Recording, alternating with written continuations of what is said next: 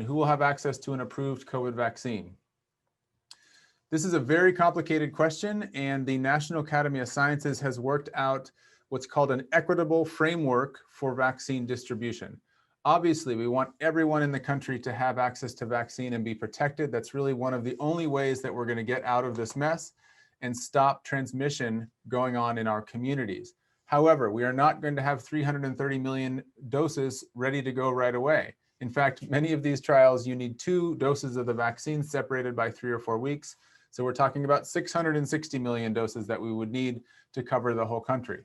What's been done in a very careful manner is to triage who should receive the vaccine first because of their risk of infection or their risk of complications.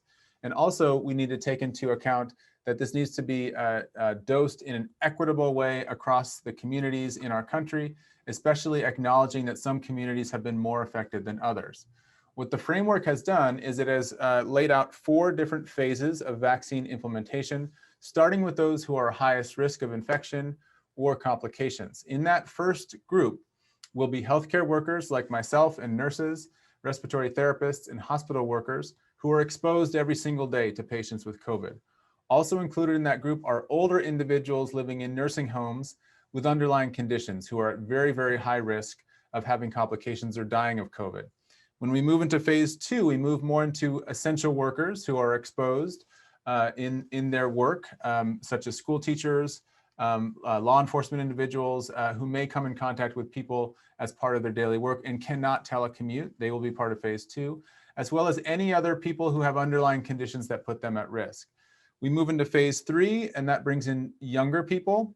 Of course, we need more information about how these vaccines work in younger people. And then we go to phase 4, and that's the whole general population. So this is going to happen over a phased approach. We need to get over 70% of people in the country vaccinated to get to what we call herd immunity. So it's very important that everybody be patient and wait until they are allowed to receive the vaccine. Eventually, when we have enough doses, of course, everyone should be receiving the vaccine unless there's a health reason why they can't, but it's going to happen in a very orderly, phased approach, starting with those at highest risk.